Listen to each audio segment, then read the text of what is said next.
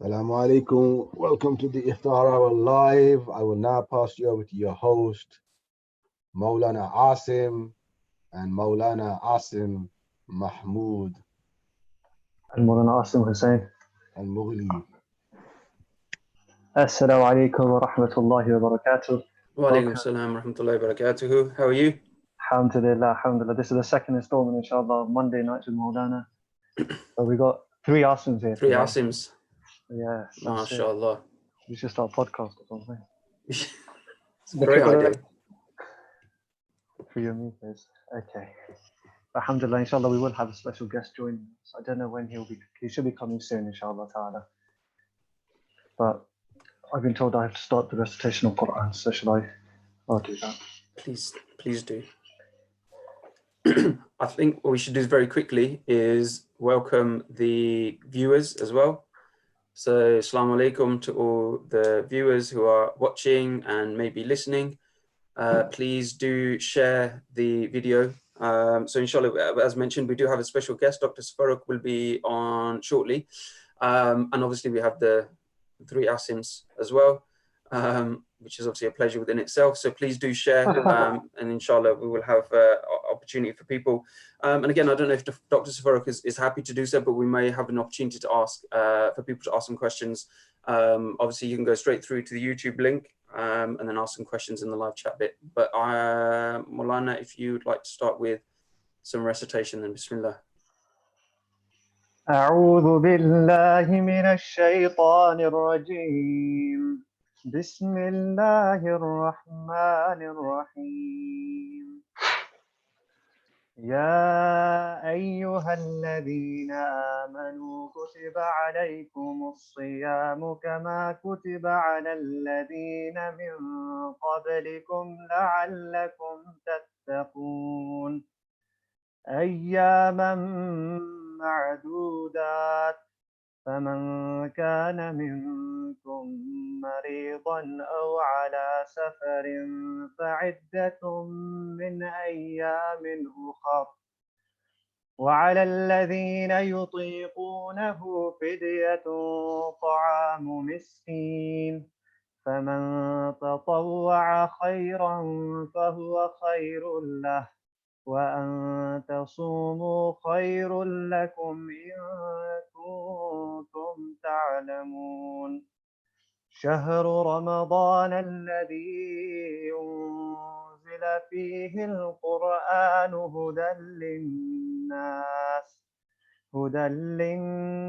وبينات من الهدى والفرقان فمن شهد منكم الشهر فليصم ومن كان مريضا أو على سفر فعدة من أيام أخر يريد الله بكم اليسر ولا يريد بكم العسر ولتكملوا العدة ولتكبروا الله على ما هداكم ولعلكم تشكرون وإذا سألك عبادي عني فإني قريب أجيب دعوة الداعي إذا دعان فليستجيبوا لي وليؤمنوا بي لعلهم يرشدون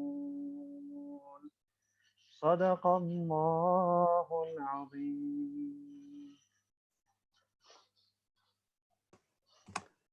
Jazakallah khair. And mashallah, can you just talk us through a little bit of what you actually recited? Oh, okay. So I was hoping, I was assuming that somebody would have already recited this, seeing as we're in the month of Ramadan. But this is the ruku' of Ramadan, or the ruku' of fasting, where Allah Jalla wa Ala introduces us to the concept of Ramadan and fasting for the first time. And it's an incredible ruku' that's worth exploring further.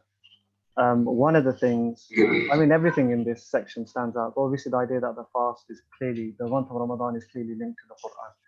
And that's something that's very, very important to us. But one of the things I read recently that I found immensely powerful was when Allah Jalla wa Ala speaks about the fast.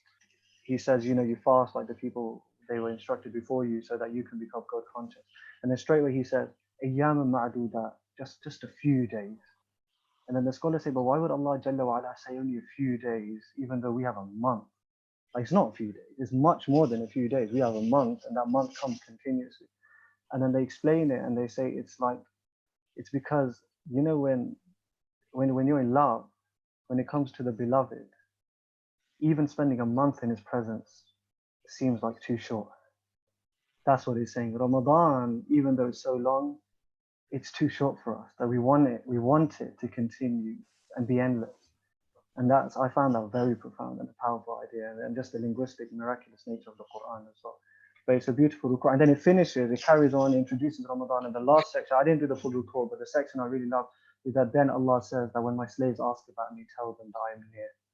That then you realize Ramadan is a month of divine nearness, that I answer the call of the caller when he calls. And it's never, you know, the pious caller or the God conscious caller, it's just the caller. Whoever he or she may be in, whatever situation he or she may be in, as long as you call, the call will be responded to. And I think that's a beautiful place that we finished.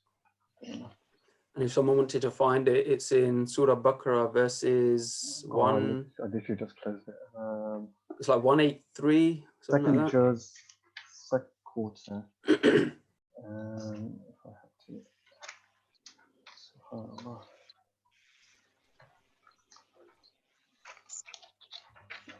Assalamu alaikum. Alaikum assalam wa rahmatullahi wa barakatuh. So just sort out my camera. What's going on? Doc, you're sideways. Yeah, I know. I was going to do it on my tablet. I don't know which one to do it on now, but We're live on YouTube, Doc. Just to let you know, also, yeah, we're live on YouTube as well. oh, okay, all right. Hello, Sam. We'll keep it like that. I'm pretty sure it's all right.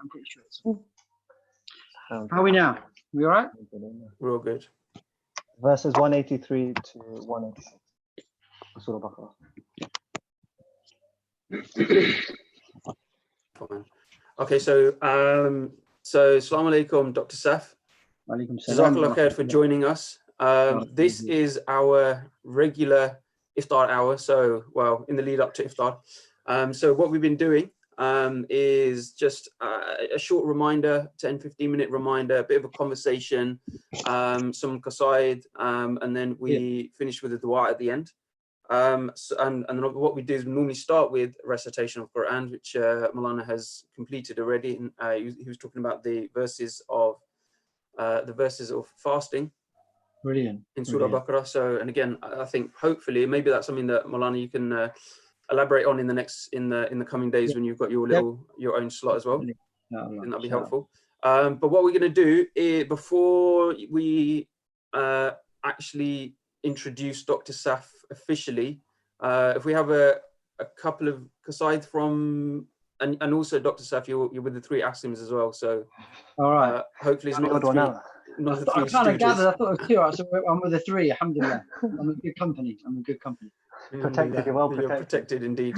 We will be your guardians for the next hour or so. So I'm going to pass on to Asim Hussain, who will be reciting a couple of qasaid, inshallah. Brilliant. So Dave, I don't know if you can share your screen as well, if you've got anything that you can, but sorry. Oh no, I think Asim's going to recite docs. We're just going to start with you. Go ahead, Dave. Okay, Bismillah. I don't actually have anything to share today. okay, that's fine, inshallah. Maybe one, if Maulana wants me to do Madahtuka Ya Rasulullah, I can share that. Because he normally likes that. So I could potentially do that one, but I'll start off with something else, inshallah. Bismillah. طالما أشكو غرامي يا نور الوجود طالما أشكو غرامي يا نور الوجود يا حبيبي وأنادي يا تهامي يا معدن الجود وأنادي يا تهامي يا معدن الجود كن بنيتي أقصى مرامي أحباب الشهود بنيتي أقصى مرامي أحباب الشهود وأرى باب السلام يا زاكي الجدود وأرى باب السلام يا زاكي الجدود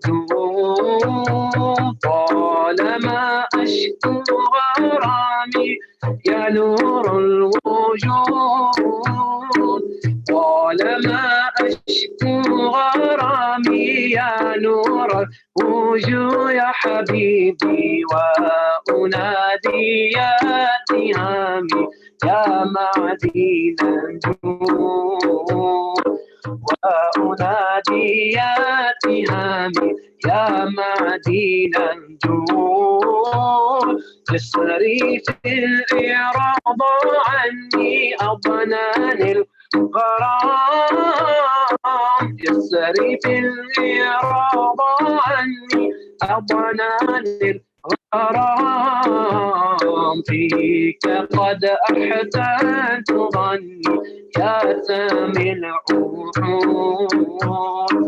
فيك قد أحسنت ظني يا سامي العهود طالما أشكو غرامي يا نور الوجود طالما أشكو غرامي يا نور الوجود يا نبينا وأنادي يا تهامي يا معدن الجود وأنادي يا تهامي يا معدن الجود ادخلوا المدينة وصلوا عليه ادخلوا المدينة وصلوا عليه ادخلوا المدينة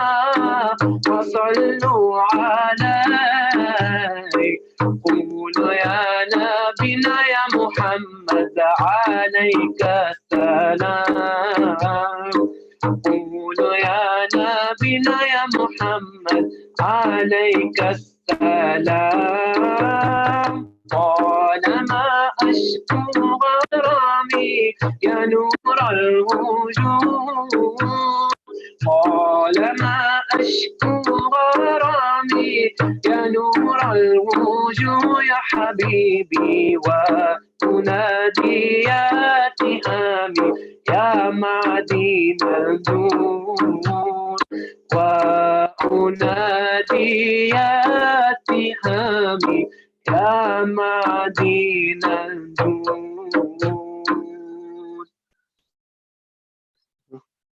Should I carry on or? Let me just say something for a minute, one quick second, inshallah. I forgot to mention this at the beginning and I was meant to say it, but Ramadan is a month of gratitude and a month of patience, of course, and one of the great moments, well, the Prophet ﷺ said that he who does not thank the people has not thanked Allah. And I take this moment on this incredible day on the 10th of Ramadan to make mention of our mother Sayyidah Khadijatul Kubra alayha salam, whose anniversary, who passed away on this day in the month of Ramadan many years ago, before the Prophet ﷺ moved to the city of Madinatul Munawwara. And we remember her and her great sacrifices she made for this religion, and how we are now tasting the fruits of her efforts. I mean, it's an incredible thought. And I just thought I'd mention one hadith regarding her, alayhi salam, just to give people an idea. Of all the wives of the Prophet ﷺ, notoriously, Sayyidah Aisha, in a very good way, was the most beloved of his wives, the Humayra, the red-cheeked one. And this was known to the Sahaba, and the Prophet ﷺ made this very clear. But she says herself that the Prophet ﷺ would not mention Khadija except he would just pray for her, just praise her and make istighfar for her. And then she goes, ذات يوم فاحتملتني الغيرة. The one day that the Prophet ﷺ praised Khadija, and I became overwhelmed with like that protective jealousy that women have. And at that moment, she said that Allah has given you, taken away the old lady and given you somebody younger. why do you remember Khadija? She was 40 years old when she married you. She was so old. And then the Prophet, like she said, Aisha said, I saw the Prophet become angry in a way that I never saw him become angry, sallallahu alaihi wasallam. And she said, in my heart, I thought that, oh Allah, take this anger away from the Prophet ﷺ, and I'll never say anything bad about Khadija ever again. Alayhi salam. And then the Prophet ﷺ turned to Aisha. He said a beautiful statement, and I just want to share this statement with you. That he says, how can you say that? لَقَدْ آمَنَتْ بِي إِذْ كَفَرَ بِالنَّاسِ, that she believed in me when everybody rejected me. And she accepted me when the people rejected me. And she affirmed me when the people said I was a liar. And from her, Allah Jalla wa Ala gave me children. And so in this moment, we remember that Khadija al-Kubra, who never saw Medina of the Rasul alayhi salatu wasallam, who never saw Badr and Uhud, and who never saw the conquest of the Sahaba Ridwanullah alayhim ajma'in, but was still so resolute in her faith in the promise of Allah Jalla wa Ala and the promise of the Rasul alayhi salatu wasallam. We remember her and we pray that Allah Jalla wa Ala blesses her. And she's so blessed before we can even start praising. And may Allah bless us through her, inshallah ta'ala. And we pray Fatiha for our mother, Sayyid Khadija al-Kubra alayhi salam.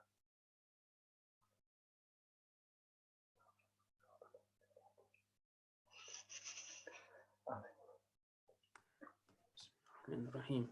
I think what we'll do is, Maulana, this is obviously very incredibly well scripted. We're obviously incredible pros at this now, mashallah, and we should definitely start a podcast. But what I'm going to do is, Maulana, if we can introduce Dr. Saf, and then Asim H, if you stick around, then obviously hopefully there'll be an opportunity, maybe like last couple of minutes, another for another nasheed or another qasaid. So Maulana, if you want to introduce to the audience. Dr. Safaruk Chowdhury, subhanAllah, is somebody I consider a very, very dear teacher, a mentor, a guide, a very beloved friend of mine, and who's somebody who just, for me, and I should never praise people in front of their face, but I just find him someone who's just like a treasure trove of knowledge. Every time I have a question or I have a struggle, especially in matters to do with Aqidah and philosophy and controversial modern issues and stuff, he's always been a great help to me. And his works and stuff, he's doing a khidmah of the deen. Many people don't know he's a sort of unsung hero of the Muslim community in the UK, and we pray that Allah Jalla wa Ala places him more to the fore. But one of the things that really stands out for me, beyond his academic capabilities, and if you want to see those, you just have to go on YouTube and the books he's written and the papers he's written. But one thing that's always stood out for me is he's a person who's always ready to serve. Anytime I've ever had any problem or question or struggle, I just literally give him a call and he'll give me the time of day without even thinking about it. And I'll find out, like even when I asked him, would you mind coming on for our local community doing a short reminder? He didn't even ask, I'll see, I'm busy, let me think. He just said when. So we're very grateful to Allah Jalla wa Ala for blessing us with his presence, and blessing. He's come to High Wycombe twice as well, subhanAllah. But and I'm honoured to be in his presence, inshallah, and to benefit from his words as I always do. So without further ado, Ustaz Shaykhana Dr. Barakallahu fiik, Asim. Assalamu alaikum, my brothers. Bismillah ar-Rahman ar-Rahim. Alhamdulillah wa kafa. Wassalatu wassalamu ala ibadihi alladhina astafa wa ala alihi wa sahbihi wa man wala. Asim, thank you for that introduction, wallahi. And you know how you brothers are, alhamdulillah. I'm sure the community know this, but you're in such an endearing crowd, mashallah. The ukhuwah, the love amongst the brothers there is amazing, and I think people want to be in that crowd. People should be in that crowd. I urge anyone who can go and see what the brothers are doing, Al-Karima, because I'm telling you, Allah's given them tawfiq and they're doing amazing work on all fronts. And I just ask Allah subhanahu wa ta'ala to keep your efforts going, to give you tawfiq in everything you lot are doing. It's a beacon for the community, and we need that. Alhamdulillah. I'm glad you lot have asked me to sort of try and be a part of it, but you lot are pros, man. You are pros at this. So Allah yuwaffiqukum jami'an. Now my reminder for the short time that I have, it is related to the ayah, an ayah in Surah Al-Baqarah, and 286, sorry, chapter 1, verse 185. Sorry. So Allah subhanahu wa ta'ala is talking about, obviously we know this is the month of Ramadan. We know the ayah of fasting, Ya ayyuhalladhina amanu kutiba alaykum as-siyam.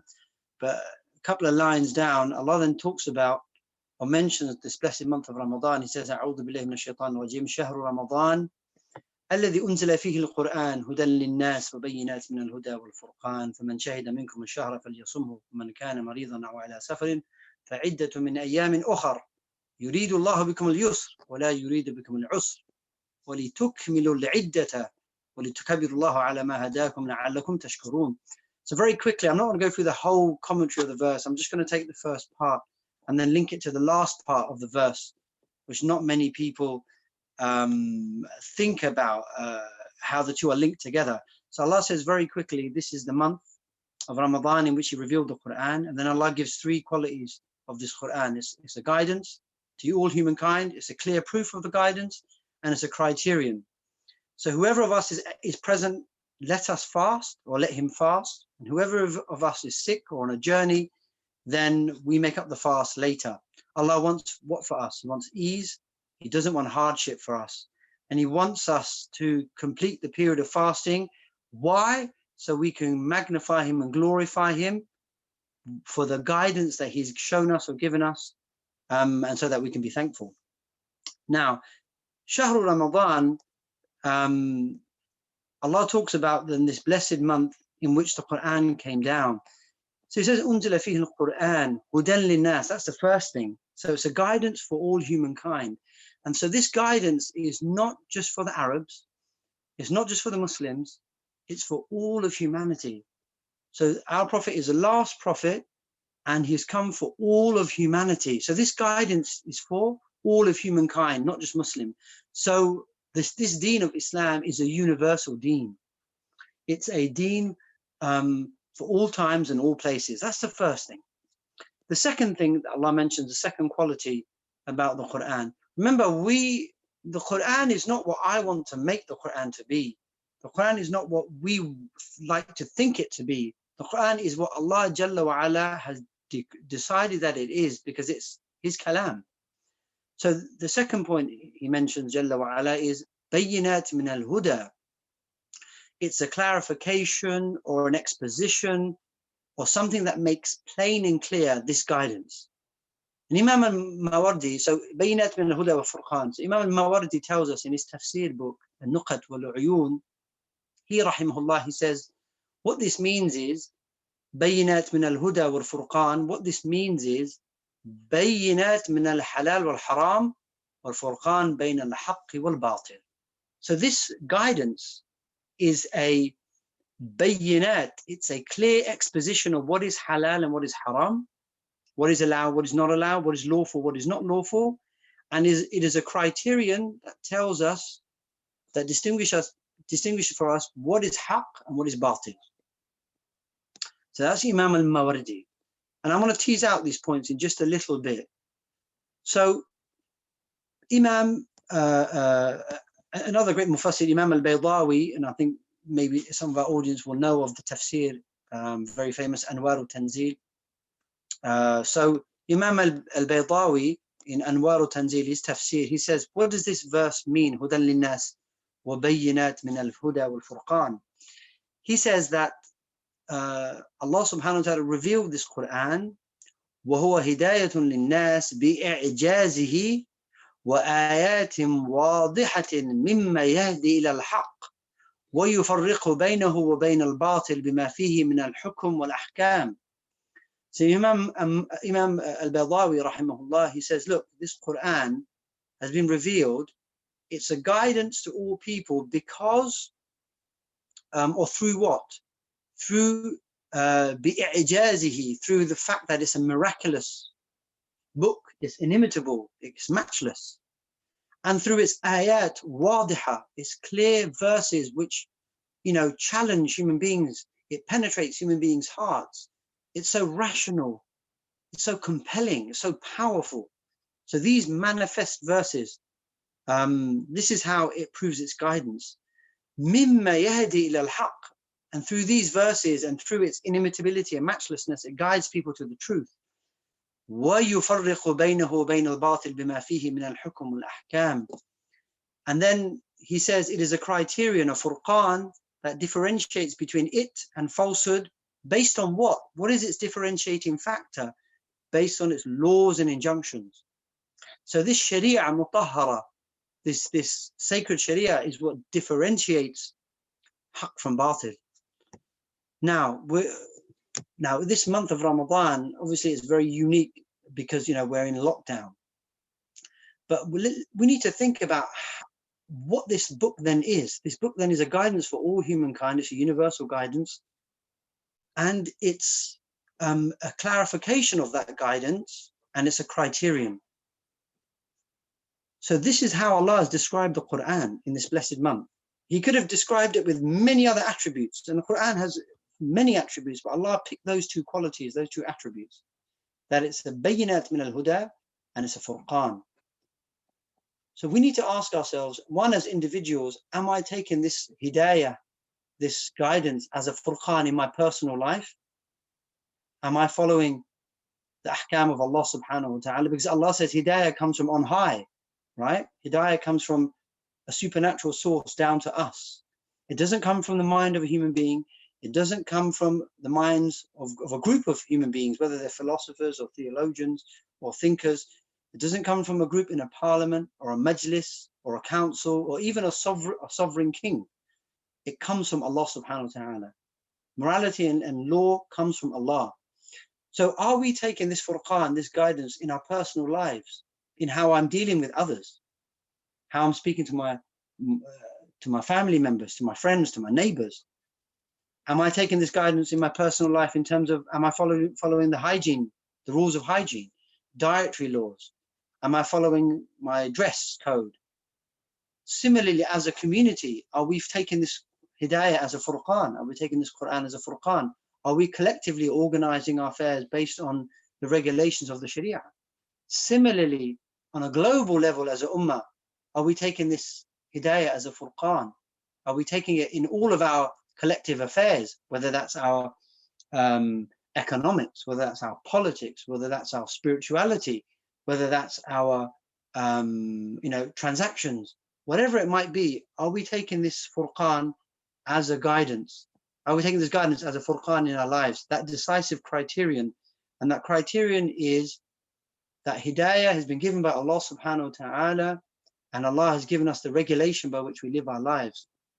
So as an individual, as a collective, and as a community, and as a global ummah, we need to reflect on, how are we taking this criterion in our lives? And if we're not, how we can make sure and ensure that we're not missing out on any part in our life from using this guidance as a criterion. Because if we're not using this Quran as a furqan, this hudan lin-nas as a furqan, then what other furqan are we using? That's something we need to reflect on quite seriously. So I thought those are just a few sort of points I wanted to mention. Now, the middle part of the verse I won't talk about because that's clear. Allah's talking about the rulings of fasting. But people forget the last part of this ayah of 185. Allah said He wants good for us. He doesn't want hardship. Why? What's the maqsad behind this? وَلِتَكْمِلُوا الْعِدَّةَ وَلِتُكَبِّرُوا اللَّهَ عَلَى مَا هَدَاكُمْ وَلَعَلَّكُمْ تَشْكُرُونَ. Allah wants us to complete the fasting, this month of fasting, and we ask Allah subhanahu wa ta'ala to give us the tawfiq to complete our month of fast. لِتُكَبِّرُوا اللَّهَ عَلَى مَا هَدَاكُمْ, to magnify and glorify and praise Allah for guiding us to this deen, this Quran that He's just mentioned a few lines back. لَعَلَّكُمْ تَشْكُرُونَ, and perhaps we're going to be grateful for Allah for giving us this hidayah. You see, this furqan, this hudan lin-nas, this bayinat min al-huda, it's come under a lot of attack. Even just recently, and I don't want to go into it now, but even just recently, certain aspects of the Sharia mutahhara has been reignited to put under debate and to attack it and to malign it. Yet we ought to be thankful at the end of Ramadan that Allah has guided us to this hidayah. Because if Allah didn't guide us to Islam, لولا أن هدانا الله لا نهتدي لولا أن هدانا الله, we would never have been guided if Allah had not guided us. So on account of our being given this guidance, that is from Allah subhanahu wa ta'ala, supernatural source, and Allah has given us this bayinat min al-huda, this clear exposition of the guidance that clarifies what is halal and haram through its regulations. To live by it, to take it as a criteria in our life, we've got to be thankful to Allah subhanahu wa ta'ala for that. But I just thought I'd mention that because that part of the verse is often missed out. Why are we giving shukr to Allah? Yes, it's so we complete the month, that's true, but because He's guided us to Islam, He's given us this Quran as our guidance. That is a furqan and is a bayinat min al-huda. So I thought I'd just remind myself first, this nafs al-muqassara, this wretched soul, this lowly soul needs a reminder first. I need the reminder first before I remind our audience. So I'll end that reminder there. Wa akhiru da'wana alhamdulillahi rabbil alameen.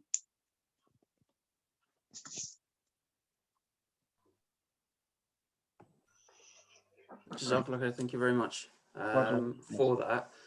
I think, I don't know, sometimes if people have some questions, there's an opportunity always to ask questions. I don't know if Maulana's still around. He should be. They've blocked my camera. They've blocked it. I don't know what they've done. It's probably like YouTube censors. No, wait there. No, I'm joking. I don't know who's done it. Somebody's done it. There we go. There we go. Yeah, you should be able to be on now. There you go, mashallah. I don't know if Maulana, you had any questions. Well, I wanted to ask Doc actually, because I know you're doing, you wrote a book recently on Islam and the Problem of Evil. Ah, right, yeah. Yeah, so this idea that a lot of people are struggling with, this idea that we have a merciful Lord who loves us, but at the same time, like especially as Muslims now, like we've lost our masajid, the Eid prayer, all these great sha'a'ir that Allah Jalla wa Ala gifted us. I mean, you spoke about gratitude, but some people are saying like, what do we have to be grateful for? You know what I mean? Like a lot of people are struggling now to come to terms with where we are and their belief in a merciful Lord. So I was just hoping, could you share something on that regard? Like, how do we understand the situation we're in right now? Alhamdulillah, man khalaq min adabin thumma as-salatu ala al-mukhtar fi al-qidami.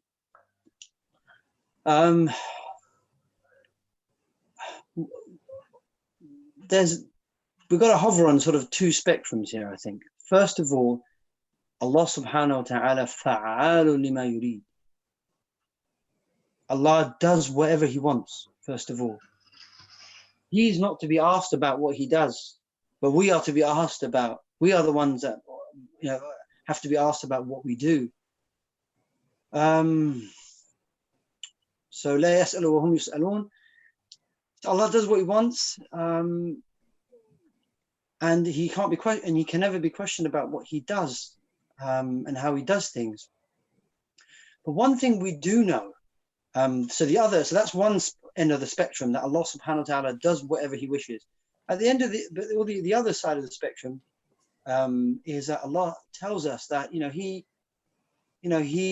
there is a pattern and wisdom in what He does. And Allah tells us Allah gets us to reflect on why He might do certain things, or why certain phenomenon we might experience, or certain things that happen in events like, for example, COVID, coronavirus, and that pandemic that's swept the world now the last 6 weeks or 2 months. We ought to think about why these things might happen. So why Allah, for example, has not forced us. Allah's not forced us, but we've made the decision to lock our masajid, for example. Based on our situations, we made the decision that we've made. But a lot of barakah come out of this, a lot of blessing has come out of this. People have been able to be in early uzla. A lot of people have told me they've been reflecting quite considerably while being in lockdown. Some of them have been able to reconnect with their ibadah on a personal level, even though they may not have never gone to the mosque, but they hadn't been praying at home or not even thinking about their deen at home. But the coronavirus has got them to think about their mortality, the things that the dunya is fleeting. Allah can change our situations just like that in a moment. people have become quite introspective. They've been doing a lot of muhasabah, muraqabah. I think that's a good thing. Many people have, you know, even though they're not being able to physically visit others, the family, they've just picked up the phone and contacted and have sustained contact. I know many people who have benefited from shuyukh and people of knowledge, ilm, the great, you know, look at what you lot are doing online. You know, people are benefiting by tuning in. They're connecting to the deen through other ways. That's not to say that replacing the ibadah in the masajid, that's what, you know, we can do that. That's not the issue. But the issue is people have used this as a moment to still reconnect to Allah subhanahu wa ta'ala in ways they would never have imagined. They're rekindling relationships where they would never have imagined. There's getting them to be introspective and have muraqabah where they would never have done that. It's made people humble. It's made people think about the akhirah more. It's made people think about, as the Prophet said, "Akthiru dhikr hadhim al-ladhat." Think about that which is the destroyer of all pleasures. People are starting to think about death more, the akhirah, how to prepare for it. So these are just some micro benefits that have come out of. Now the wider repercussions of this, this is huge. I mean, we only have finite knowledge. You know, we don't have access to the greater picture. We only have the pixel from the picture, and Allah has the knowledge of the picture. So we're only seeing a little pixel. So what hikmah comes out, what benefits come out of this, we shall only see as Allah's wisdom will unfold in allowing this to happen. Another thing as well is, you know, as a community, we need to think about how our relationship is with our Lord and with His guidance is. So this hudan linnas wa bayyinat min al-huda wal furqan is how are we reassessing our relationship with this guidance, this Quran. So Allah subhanahu wa ta'ala has forced individuals to rethink. Allah has forced communities to rethink. And of course, Allah puts us under tests so to see who is the best in actions and deeds. Are we responding in the right way? Are we responding with constancy, with thabat? Are we responding with sabr? Are we responding with tawbah to Allah subhanahu wa ta'ala? Are we responding with shukr? So what are the qualities that are being built as this pandemic is going on in you and I, or us as a community? Are we nafs building? Are we nafs building? Are we building the qualities to temper our nafs? Are we building qualities? Are we nurturing qualities so we can become that abid that Allah subhanahu wa ta'ala demands of us? And believe it or not, Imam al-Maturidi rahimahullah, his whole view was Allah sends us tests and trials and tribulations in order to make us better human beings to worship Him. So that could be one of the major maqsad behind why Allah subhanahu wa ta'ala has given us these trials. Am I becoming a better person from it? Have I increased in my thankfulness and gratitude? Have I increased in my love for Allah and His Messenger? Have I increased in my sabr? Have I increased in my patience? Have I increased in my thanks? The fact that we've even got a breath, Allah has, the ajal is finished. So what is there not to be thankful for? Can you see? What are we not to be thankful for? So subhanallah, you know, we ask Allah to there are the salihun used to ask Allah for the trials and the tribulations, isn't it? So that they could be tested in order to be you know, forged, so they could be sort of cleansed in the furnace of the fire, as it were, put under that trial, so they can become better and become closer to Allah. So, you know, there's a lot in this. There's a lot in this. But our duty at the end of the day is we thank Allah, to give shukr to Allah, you know, and submit to His will and His qada. There's nothing else that we can do. And that itself is a test of faith. Do we submit to the qada of Allah and His qadar? Do we, or do we try and express our displeasure? Do we have rida of the qada of Allah, or do we have displeasure? You know, we ask Allah to make us those who are you know, who have pleasure towards the qada of Allah subhanahu wa ta'ala. So yeah, so I mean, so those are some of the things to reflect on, I suppose. So there's some micro level benefits, and then there could be some sort of wider level benefits that we'll only see it unfold as time goes. Yeah. Jazakallah. Problem. Did you want to come back on that?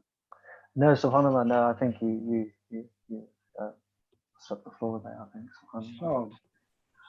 If I could just ask as well, but I think the thing is that I think you're, and you know, again, that's sort of spot on in terms of, I think there's a lot of those micro level, you know, everyone can sort of look, I think most people would probably be able to look within themselves, their personal, you know, family, those kind of things, you know, mashallah, you get to spend time praying with the children, or, you know, there's a lot more time for those that have always kind of wanted to teach their children at home, or, you know, all those kind of issues and challenges, they've actually been able to deal with that. And I think at the moment, so I kind of almost feel like, yes, at the moment it's quite good, it's really interesting, and then obviously being in the month of Ramadan is also another blessing. It's almost that kind of, now there's like a trepidation of like, oh, okay, what's going to happen when you know, things are, is it, you know, so I can't remember what the language is, the language has been certainly around a new normal, you know, whatever that means. I think there's almost like a trepidation around, okay, cool, we've handled this bit, it's not been too bad, you know, there's been some ups and downs, but, you know, we've, you know, on the whole, we've managed that and we've handled that. It's like, now, okay, how can we prepare for that next, okay, when the doors open, you know, how can we get ourselves ready for that? Well, I mean, part of that's going to be, of course, knowing what the government guidance is. So that's a separate issue.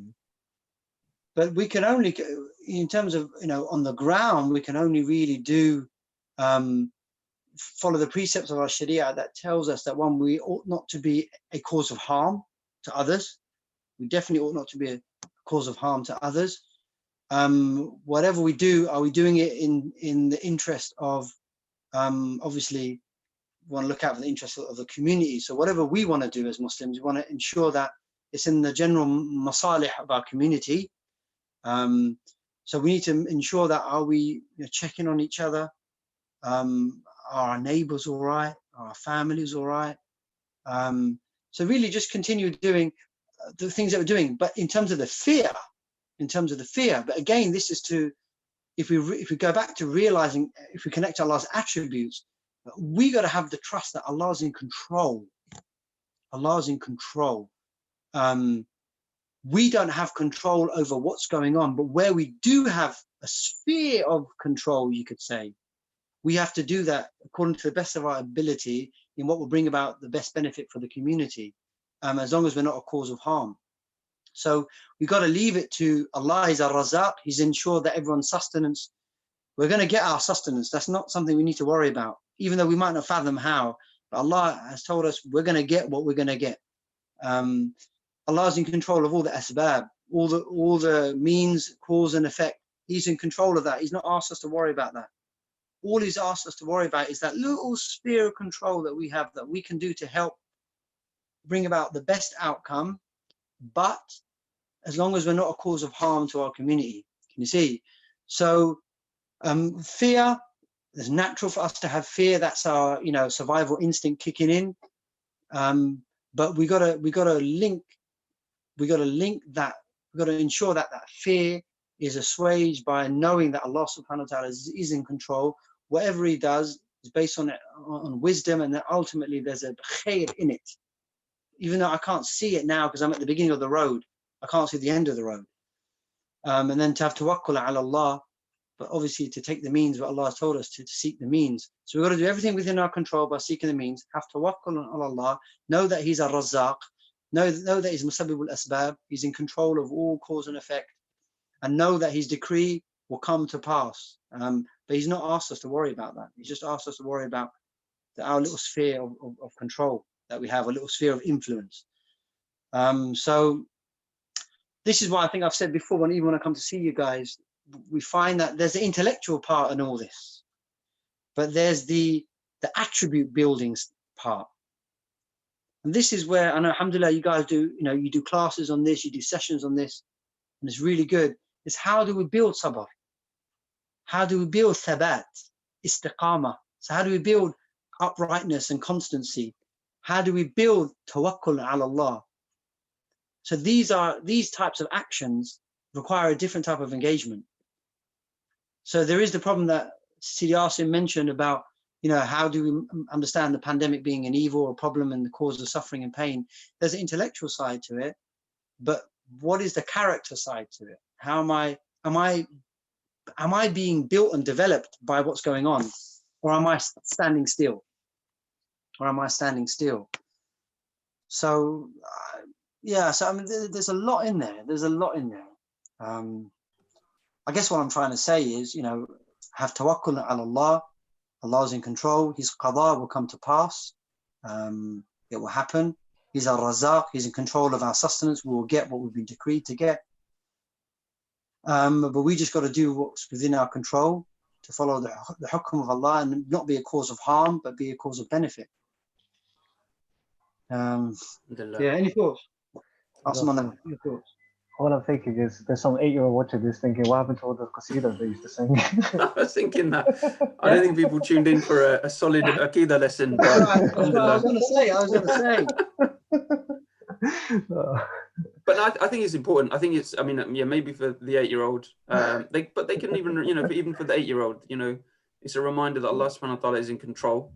But we can do our little bit within our, like you said, within our little square patch of the globe that we roam. So inshallah. Wallahu musta'an. Jazakallah khair, Doctor, for your time. Thank you so much. So, and inshallah, we will see you in High Wycombe soon, no doubt.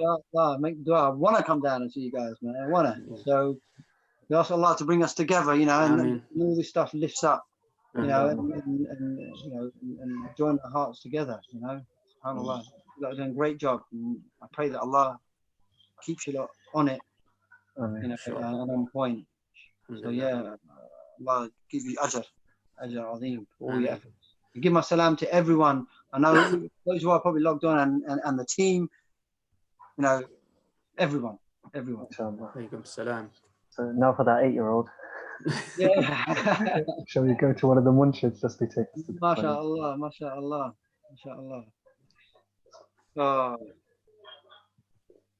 Munshids, are you there? I'm going to switch the camera off. I'm going to listen in. Yeah, that's fine. Allah ma'akum. Narakum ala khair. Allah ma'akum. How long do we have left for Iftar? We've got exactly 10 minutes. So I think maybe 8 minutes worth of qasaid, and then we can have 2-minute dua, and then I think Uwais is online as well, inshallah. So I'll do one, and then his internet's break up, so you might have to do the full. Okay, well I'll do one, and then if he's on, he's on. Then if not, inshallah. Nice top, by the way. Yeah. We're gonna inshallah end 30 years of hurt.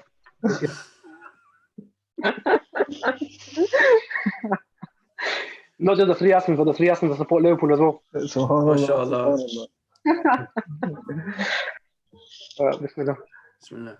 يا سيدي ارحم لنا يا سيدي ارحم لنا يا سيدي ارحم لنا يا سيدي ارحم لنا يا سيدي ارحم لنا يا سيدي ارحم لنا إن نلت يا ريح الصبا يوما إلى أرض الحرم إن نلت يا ريح الصبا يوما إلى أرض الحرم بلغ سلامي روضة بلغ سلامي روضة فيها النبي المحترم الله الله الله الله الله الله الله الله Allah, Allah, Allah, Allah, Allah, Allah, Allah, Allah. ما وجهه شمس الضحى من خده بدر الدجى ما وجهه شمس الضحى من خده بدر الدجى من ذاته نور الهدى من كفه بحر الحمم من ذاته نور الهدى من كفه بحر الحمم يا سيدي ارحم لنا يا سيدي ارحم لنا يا سيدي ارحم لنا يا سيدي ارحم لنا يا سيدي ارحم لنا يا سيدي ارحم لنا الله الله الله الله الله الله الله الله الله الله الله الله الله الله اللهم صل وسلم وبارك عليه وعلى آله. Did OS manage to get on or? He was on, now he's gone. So I think you're gonna have to keep Okay. it. All right, this one. Can I share my screen? Yeah, go That's for it. all right.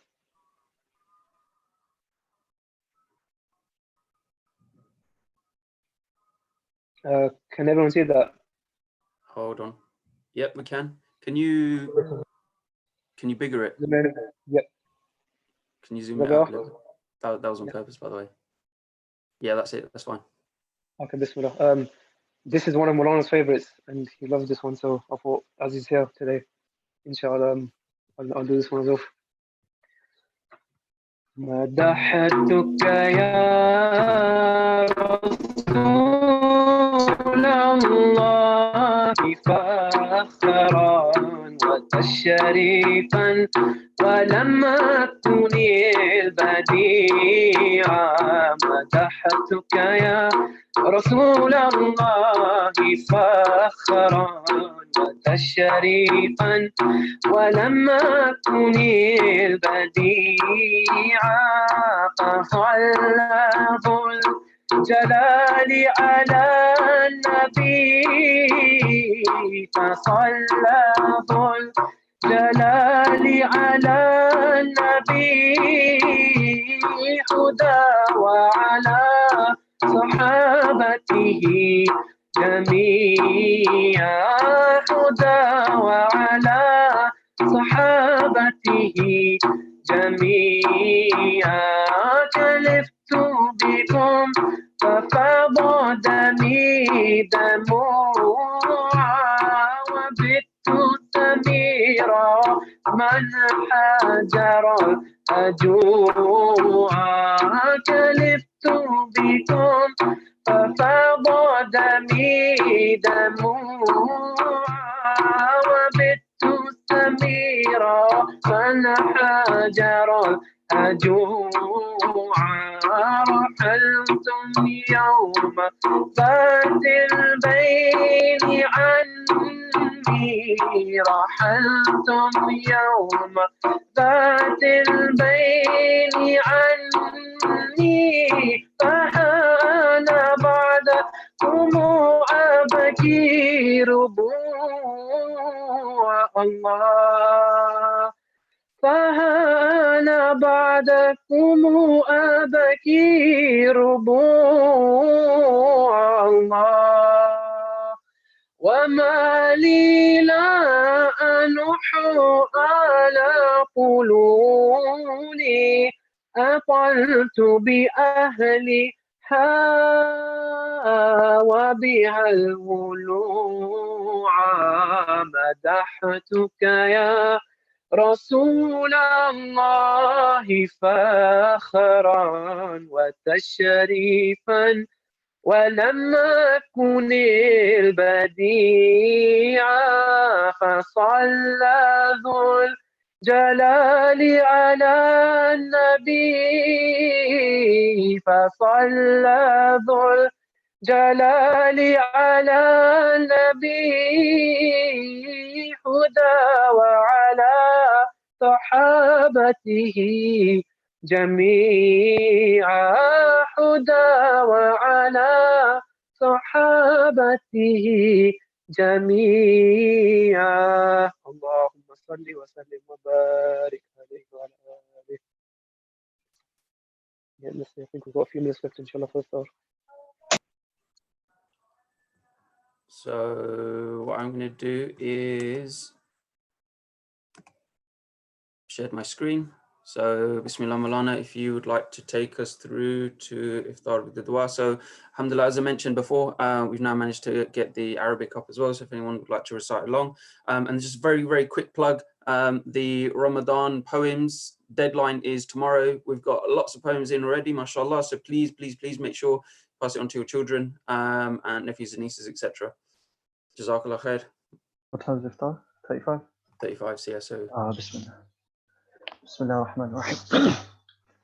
أشهد أن لا إله إلا الله نستغفر الله نسألك اللهم الجنة ونعوذ بك من النار يا عظيم يا عظيم اغفر ذنب العظيم فإنه لا يغفر الذنب العظيم إلا العظيم لا إله إلا الله نستغفر الله نسألك اللهم الجنة ونعوذ بك من النار يا عظيم يا عظيم اغفر الذنب العظيم فإنه لا يغفر الذنب العظيم إلا العظيم لا إله إلا الله نستغفر الله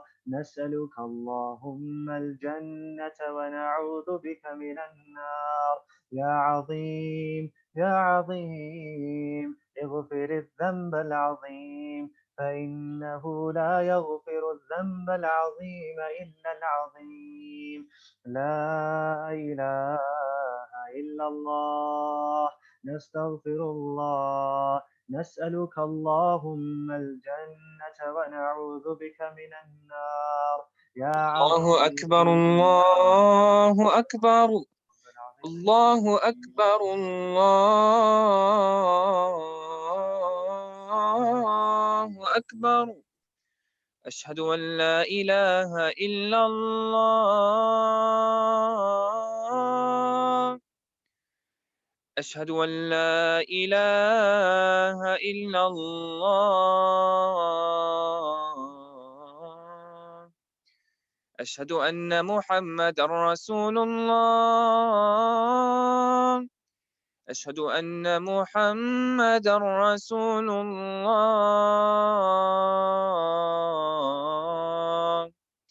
حي على الصلاة حي على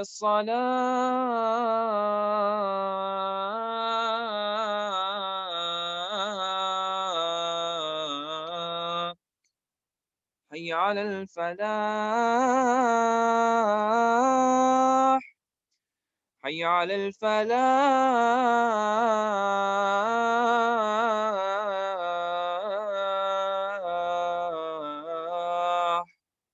الله أكبر الله أكبر لا إله إلا الله. السلام عليكم.